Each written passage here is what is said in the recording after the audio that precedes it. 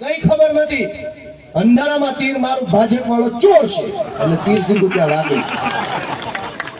દોસ્તો, આ કઈ પરિસ્થિતિ કહેવાય ગુજરાત કે તમામ નબળા માણસો સરકારમાં, તો સારા સજ્જન મહેનતુ માણસોએ શું કરવાનું? તમે સાહેબ તો વિચારો કે સારા માણસે કેમ જીવન જીવવું. મામલતદાર ઓફિસથી લઈ તમે એક દાખલો લો, પોલીસ સ્ટેશનમાં જવું હોય તો ગુંડા, બદમાશ, માફિયાઓ અને બુટલેગરો વટથી જાય છે, તાકાતથી જાય છે, છાતી કાઢીને જાય છે, અને એક નાનો માણસ છે ની ડરતા ડરતા અંદર જાય છે. વાત સાચી કરું છું, ખોટી કરું? એક સામાન્ય માણસ હોય તમારામાંથી કોઈએ પોલીસ સ્ટેશન જવું હોય તો ડરતા ડરતા જવું પડે, ધીમા પગલે જવું પડે, કોઈ તો ચપ્પલ બહાર કાઢીને જાય. અને ગુંડાઓ અને બદમાશો છાતી કાઢીને આમ મામાના ઘરે જતા હોય, માસીના ઘરે જતા હોય, એવી રીતે વયા જાય છે પોલીસ સ્ટેશન. દોસ્તો, આ પરિસ્થિતિ થઈ છે ગુજરાત, અને એને બદલવા માટેની લડાઈ ઈશુદાનભાઈ ગઢવી, ચૈતરભાઈ વસાવા, પ્રવીણભાઈ રામ, રાજુભાઈ કનપડા, સાગરભાઈ, આ બધાએ આગેવાની લીધી છે કે ગુજરાતની આ હાલત અમે બદલીને રહીશું, ચાહે જે બલિદાન આપવું પડે આપવું. ચૈતરભાઈ એક ગ્લાસ ફેંક્યોનો ગુનો એની ઉપર નોંધાયો. એક ગ્લાસ ફેંક્યો એટલે 307.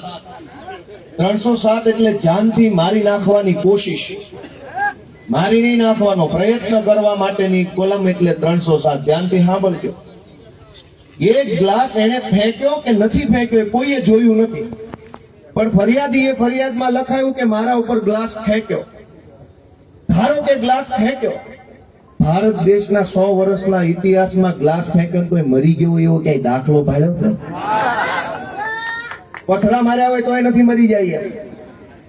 છતાંય તમે જુઓ, સાંભળો હવે ગંભીર વાત, કે ગુનો ગ્લાસ ફેંક્યો એ નહોતો. ચૈતરભાઈ નો ગુનો એ નથી કે ગ્લાસ ફેંક્યો કે ગ્લાસ ન ફેંક્યો. એનો ગુનો એ છે કે એને સરકારની સામે માથું નથી ઝુકાવ્યું ને, એટલે એનું માથું ઝુકાવી દેવા માટેનો પ્રયત્ન છે. એનો ગુનો એ છે કે ગમે એવાને ભાજપ નમાવી દે છે, તું કેમ નથી નમતો? ચૈતરભાઈ એમ કે છે, ભાઈ હું બિરસા મુંડાનો વંશજ છું, અંગ્રેજોની નથી, ને એમાં તમને ક્યાં નમવાની વાત જ આવે છે? ભાઈ, તમને નમવાનો કોઈ પ્રશ્ન જ ઉપસ્થિત નથી થતો. 100 વર્ષથી કોઈ નમવા નથી, તમે કઈ વાડીના મૂળા છો ભાઈ?